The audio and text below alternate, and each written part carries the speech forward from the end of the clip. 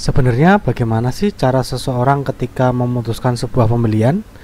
Karena yang kita hadapi adalah seorang manusia, kita perlu mengoptimalkan sisi-sisi manusiawi yang dapat membantu kita dalam mempromosikan produk atau jasa dalam bisnis kita. Ayo kita belajar sama-sama.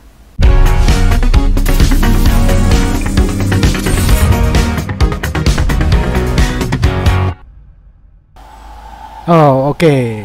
Sekarang kita langsung ya ke tahapan-tahapannya ya.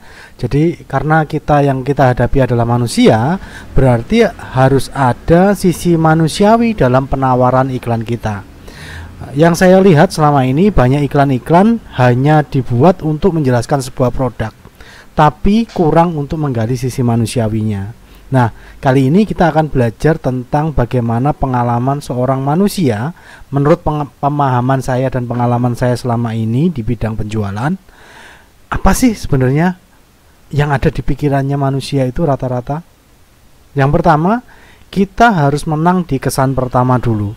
Kesan pertama ini apa sih artinya?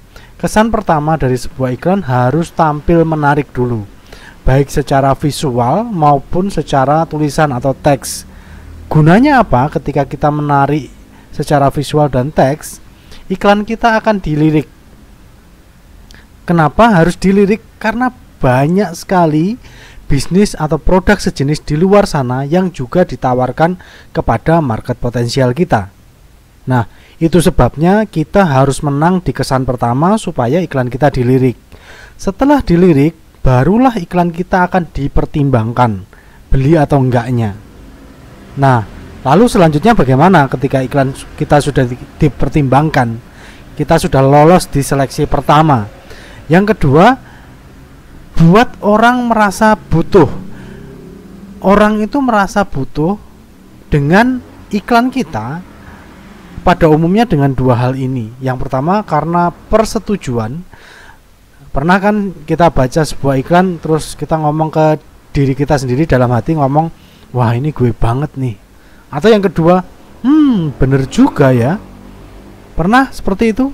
Saya pun juga pernah seperti itu. Berarti iklan ini sudah berhasil membuat kita merasa butuh di tahap awal, karena kita sudah menyetujui apa yang dia sampaikan, apa yang iklan tersebut ingin sampaikan ke kita. Kemudian yang kedua, iklan itu harus bisa membuat kita meneliti lebih dalam supaya kita merasa butuh lagi. Oke, setelah ini gue banget dan bener juga ya. Orang akan pengen meneliti lebih dalam. Kalau zaman sekarang lebih mudah lagi, orang pengen meneliti lebih dalam tentang produk atau jasa yang kita tawarkan. Mereka akan ngelihat review kita, review produk kita, review jasa kita, review bisnis kita seperti apa. Mudah sekali kan orang untuk nyarinya. Makanya review itu tetap harus kita kelola dengan baik. Meskipun ada yang review jelek ya, bisnis nggak mungkin semuanya puas, karena pasti ada yang nggak puas juga. Tapi kita bisa memanage review jelek tersebut menjadi sebuah jawaban yang elegan ketika reviewnya jelek. Kemudian apa yang membuat orang meneliti lebih dalam lagi? Ketika iklan kita menampilkan referensi dari orang yang punya figur otoritas tinggi di bidang sesuai dengan produk atau jasa bisnis kita. Lalu apalagi yang membuat orang pengen meneliti lebih dalam? Kita bisa tampilkan bukti-buktinya, baik berupa data maupun testimoni. Kalau saya sarankan untuk pakai data ya, karena data meskipun tanpa testimoni, insya Allah tetap orang bisa yakin.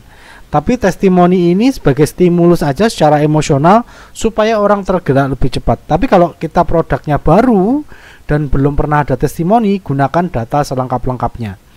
Dengan persetujuan dan keinginan untuk meneliti lebih dalam ini, orang kemungkinan besar sudah merasa butuh. Oh ya, ini yang saya butuhkan. Tapi nggak langsung untuk pembelian ya, masih ada tahapan yang harus dilewati pikiran seorang manusia, yaitu merasa takut kehilangan. Jadi sudah butuh, sudah merasa butuh, sudah menarik, terus reviewnya bagus, referensinya bagus, bukti data testimoninya ada.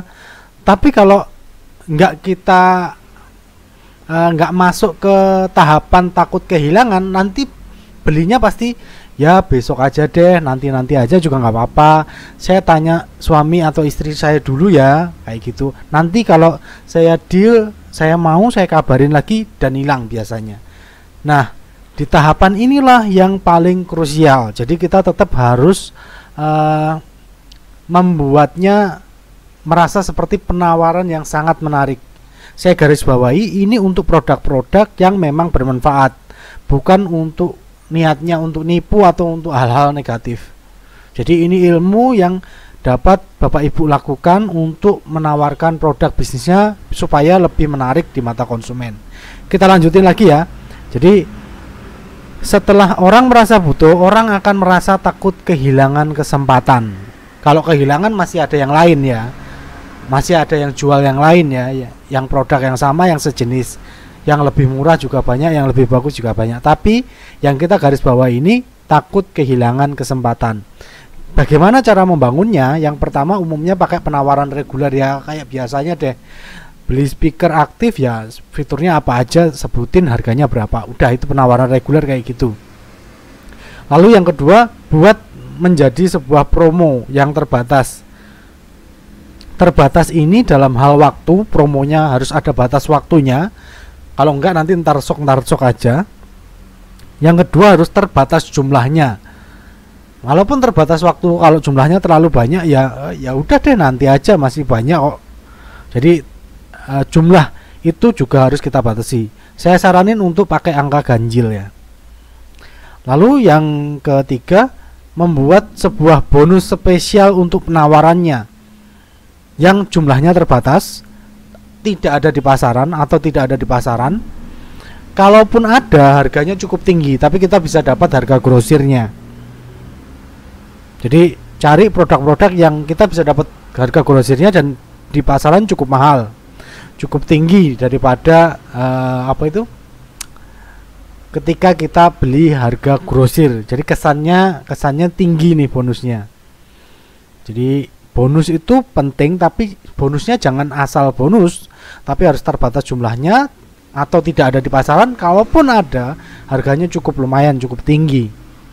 Lalu setelah itu, kalau cuma sekedar bonus ya belum lengkap program manusianya. Manusia itu hanya bergerak mencari kenikmatan, menjauhi kesengsaraan. Nah, kita harus membangun kesengsaraan dalam pikirannya manusia. Orang ketika umumnya melakukan pembelian, mereka akan fokus ke, mereka tidak mau mengalami kesengsaraan yang lebih dalam, lebih jauh lagi, lebih besar lagi.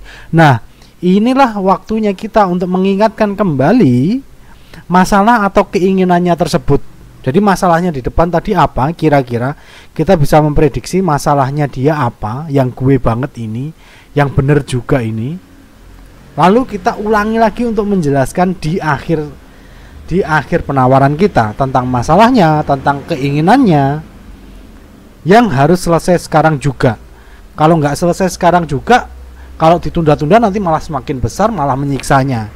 Nah, orang akhirnya jadi mikir tuh, oh iya ya, bener juga ya, saya harus beli sekarang. Nah, baru kemudian mereka melakukan pembelian. Ya, saya mau beli sekarang. Itu gambaran bagaimana orang mau melakukan pembelian, orang mau memutuskan untuk membeli. Oh ya, saya tadi lupa ya ngelanjutin ini ya. Jadi setelah meneliti lebih dalam, orang baru merasa, oh iya ya, ini yang aku butuhin. Bagaimana cara mendapatkannya? Tadi buat penawaran, mulai penawaran reguler ini yang biasa, yang promo, kemudian yang bonus, kemudian di akhir mengingatkan tentang keinginan sama masalah yang harus selesai sekarang juga. Kalau enggak nanti tambah besar, tambah menyiksanya. Baru kemudian dia akan tertarik dan ngeklik mau untuk melakukan pembeliannya yang sekarang. Lalu bagaimana cara agar proses ini berjalan lancar? Kita kembali lagi ke yang pertama ya. Kita ikuti tanda panahnya, kita kembali yang pertama. Kita harus membuat penawaran iklan yang menarik, baik secara visual maupun teks. Nanti insya Allah akan saya jelaskan lebih lengkap lagi dalam ekor saya 1 jam jago nulis iklan. Terima kasih, saya Chandra. Wassalamualaikum warahmatullahi wabarakatuh.